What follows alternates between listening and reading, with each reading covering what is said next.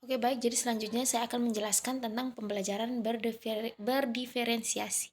Jadi pembelajaran ini ialah serangkaian keputusan masuk akal yang dibuat oleh guru yang berorientasi kepada kebutuhan murid.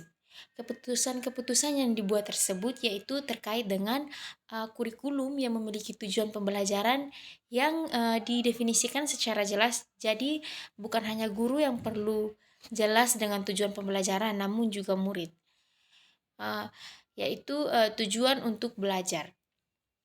Yang berikut, bagaimana guru itu melengkapi atau merespon kebutuhan belajar muridnya. Guru akan menyesuaikan rencana pembelajaran untuk memenuhi kebutuhan belajar murid tersebut. Misalnya, apakah murid ini perlu menggunakan sumber daya yang berbeda atau cara yang berbeda dan penugasan yang berbeda serta penilaian yang berbeda dengan murid-murid lain.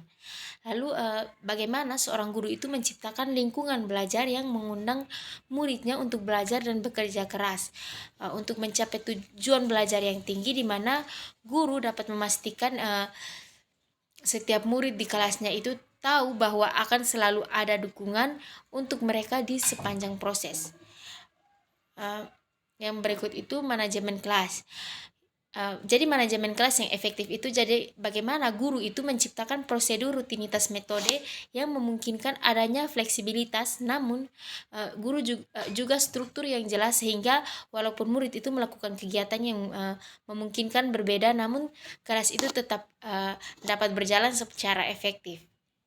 Lalu adapun penilaian berkelanjutan. Dalam hal ini lebih menekankan kepada bagaimana cara seorang guru dalam menggunakan informasi yang didapatkan dari proses penilaian. Jadi misalnya formatif yang telah dilakukan untuk dapat menentukan pencapaian dan penghasilan seorang murid, kemudian menyesuaikan rencana dan proses pembelajaran. Jadi pembelajaran berdiferensiasi ini bertujuan untuk membantu semua siswa dalam belajar. Hal ini agar guru itu bisa meningkatkan kesadaran terhadap kemampuan seorang siswa sehingga tujuan pembelajaran ini dapat dicapai oleh seluruh siswa. Untuk meningkatkan motivasi dan hasil belajar siswa, dalam hal ini siswa dapat memperoleh hasil belajar yang sesuai dengan tingkat kesulitan materi yang diberikan guru. Jadi jika siswa dibelajarkan sesuai dengan kemampuannya, maka motivasi belajar siswa itu akan meningkat. Lalu pelajaran ini juga bertujuan untuk menjalin hubungan yang harmonis antara guru dengan siswa. Dalam hal ini, pembelajaran berdiferensiasi ini dapat meningkatkan relasi yang kuat antara guru dan siswa, sehingga siswa itu semangat untuk belajar. Lalu, pelajaran berdiferensiasi ini juga dapat membantu siswa untuk menjadi pelajar yang mandiri. Jadi jika siswa dibelajarkan secara mandiri, maka siswa akan terbiasa menghargai kebersamaan-kebersamaan.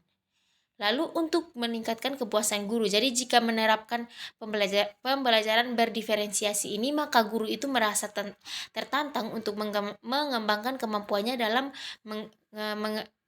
bekerja, sehingga guru itu lebih bisa menjadi lebih efektif.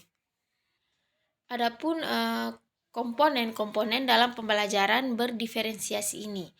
Yang pertama itu isi. Dalam hal ini, isi ini berkaitan dengan kurikulum dan materi pembelajaran pada aspek. Jadi guru itu memodifikasi kurikulum dan materi pelajaran berdasarkan gaya belajar siswa dan kondisi yang dimiliki siswa. Jadi isi kurikulum itu disesuaikan dengan kondisi dan kemampuan siswa. Lalu yang kedua itu proses. Dalam hal ini lebih menekankan pada bagaimana seorang siswa itu berinteraksi dengan materi dan bagaimana interaksi tersebut menjadi bagian yang menentukan pilihan belajar siswa. Karena banyaknya perbedaan gaya dan pilihan belajar yang ditunjukkan siswa, maka kelas harus dimodifikasi sedemikian rupa agar kebutuhan belajar yang berbeda itu dapat diakomodir dengan baik. Lalu yang berikut, produk. Dalam hal ini bagaimana seorang siswa itu menunjukkan apa yang telah dipelajari. Jadi produk pembelajarannya itu memungkinkan guru menilai materi yang telah dikuasai siswa dan memberikan materi berikutnya. Jadi gaya belajar siswa juga menentukan hasil belajar seperti apa yang akan ditunjukkan siswa kepada guru. Lalu yang berikut itu lingkungan belajar. Dalam hal ini, bagaimana cara siswa itu bekerja sama, merasa nyaman dalam pembelajaran. Jadi seorang guru itu harus memastikan ada tempat dan ruang belajar yang tenang tanpa gangguan apapun, serta tempat yang dapat membuat siswa itu mampu untuk berkolaborasi. Jadi dalam pembelajaran berdiferensiasi ini, seorang guru itu harus mengetahui kebutuhan belajar muridnya. Jadi biasanya kebutuhan belajar murid itu yang pertama itu kesiapan belajar, minat murid dan profil belajar murid. Jadi sebagai seorang guru, kita tentu harus tahu bahwa murid itu akan menunjukkan kinerja yang lebih baik jika tugas-tugas yang diberikan itu sesuai dengan keterampilan dan pemahaman yang mereka miliki.